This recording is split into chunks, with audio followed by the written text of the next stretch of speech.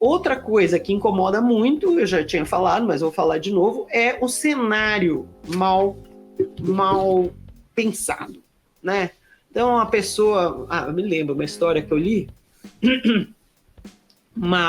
era uma base militar em que o fulano se escondia num canto escuro.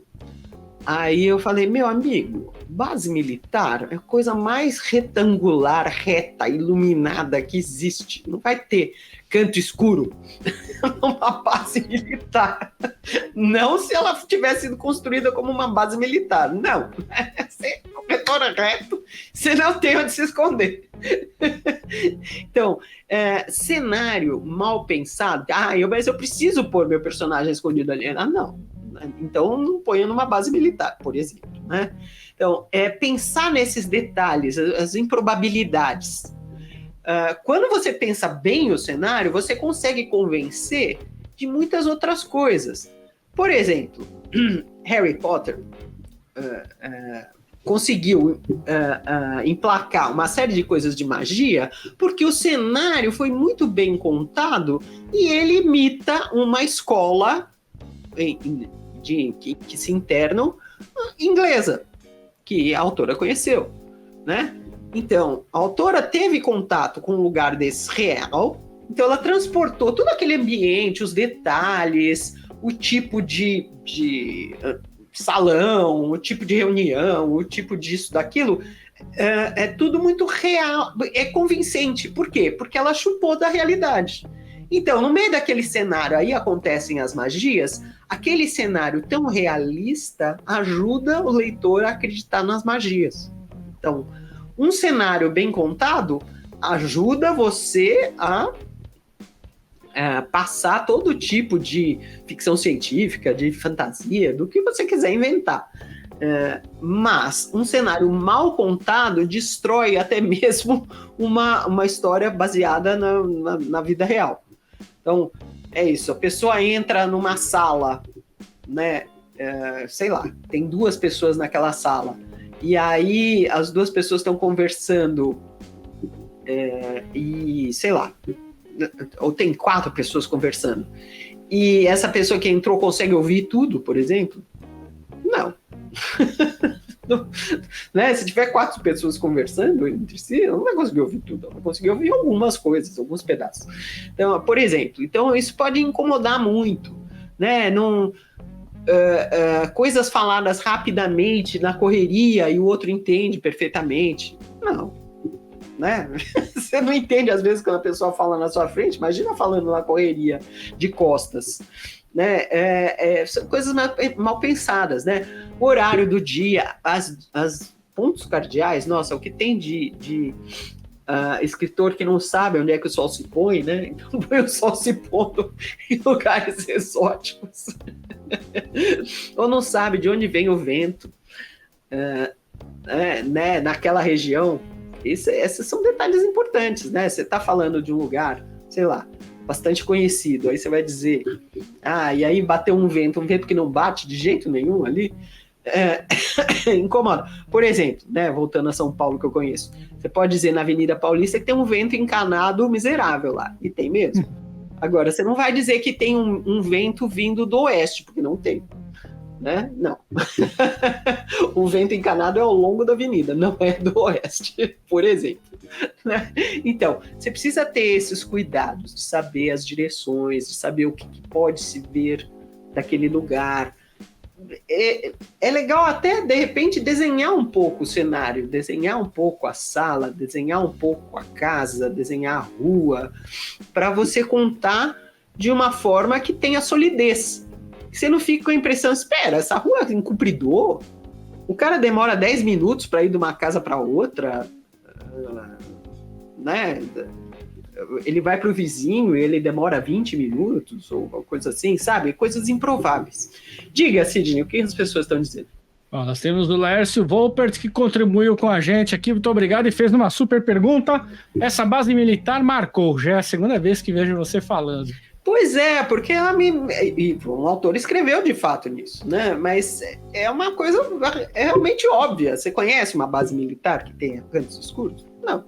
né? Então, você consegue imaginar? Às vezes as pessoas ficam imaginando castelos, imaginando... O que eu vi outro dia? Um castelo. Ele tinha, assim, umas cinco escadas.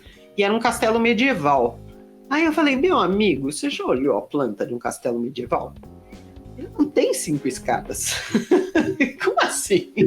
Não tem entrada dos fundos, entrada da frente, assim, assado. Não. Né? O princípio de um castelo, aliás, é ter poucas entradas que sejam facilmente defensáveis. Então, não tem. E é complicado subir. As escadas eram íngremes e bem desconfortáveis. Demorava para você subir. Uma pessoa com idade, por exemplo, tinha dificuldade de se locomover. O objetivo de uma escada estreita é que você ficava lá em cima dela esperando pra espetar os caras lá embaixo, né? Justo. Um castelo jamais teria mais de uma escada. Vai ter uma só e fácil de defender. Então, a pessoa que inventou essas várias escadas num castelo medieval nunca olhou para um castelo medieval. Então, isso incomoda. Aí você tá lendo a história, assim, até o personagem até que tava bom, mas essas 5 escadas aqui mataram a história. Não vai dar ruim, não rola. Né? E escada em espiral ou escada com curva também é bom para quem tá defendendo, porque o cara que tá atacando não conhece a geografia do lugar, na hora que ele vira na próxima esquina pode ter um cara já muqueado aqui para atacar. A Natália Justino Bastista tá fazendo um comentário. Lê aí, Cid. Muito obrigado pela colaboração. Muito obrigado, Natália Justino. Eu escrevo para crianças e sempre fico em dúvida quanto à verossimilhança, quanto à linguagem empregada pelos personagens. Sair ou não da norma culta? Se é para criança, é legal se aproximar da oralidade. Porém, se você pretende que a obra seja adotada, você aproxima da oralidade sem cometer erros dramáticos, tá?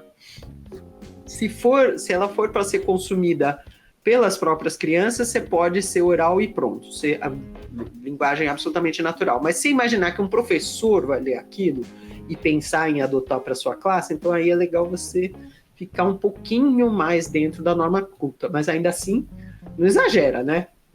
Não construa frases que uma pessoa não diria nunca, que aí torna a história improvável. Não dá para acreditar. Fala aqui de Mar Batista. Para verossimilhança, eu me coloco no lugar do personagem. Se materialmente eu conseguir realizar o que ele faz, ok. Eu também me preocupo bastante com a cronologia dos fatos. Perfeito. Muito bom. Aliás, se preocupar é isso, o horário dá. Escuta, você consegue atravessar a cidade nesses minutos, você consegue pular de um telhado para o outro nesse tempo aqui, subir a escada, descer a escada, é perfeito. Cronologia, muito importante. Como as direções, como a luz do dia, como o tempo, né? O dia começou com escuro, com nuvens no céu. Em algum momento deve chover naquele dia. Então, se você dá dicas, né, de como é que está o cenário, é legal você confirmar o detalhe. Olha lá, e a Maga de Moraes, olha lá, na leitura do meu conto para a coletânea, adivinha o erro que a Laura achou no meu? A personagem era tradutora e de repente eu coloco ela como uma hacker. E levei um toim da Laura. Nem lembro, mas... ok, eu tava lendo, então...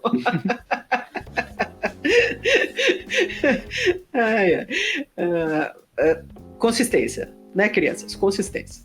O Derek tá falando aqui, ó, o que eu não suporto é isso, quando a ambientação não está conivente com os personagens e o enredo. Perfeito, Derek. Cada um tem um incômodo, né? Mas o autor precisa se preocupar muito. É isso mesmo, se o personagem, sei lá, o personagem vem de uma classe alta, tem um super, isso, aquilo, então ele tem que ter todo um comportamento assim, e tem que ter, sei lá, uma vivência das coisas, com dinheiro, coisa e tal.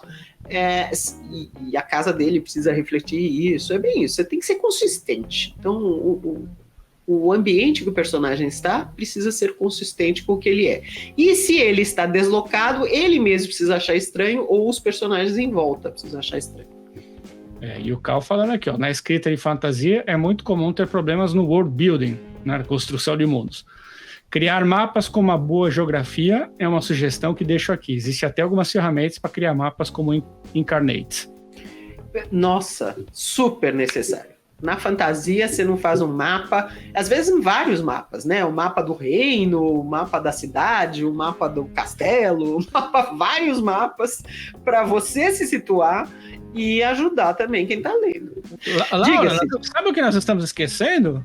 Diga. De você dizer o que você faz da vida para os escritores. O que eu faço da vida? Faço leitura crítica. No momento estou um pouco afogada, mas faço.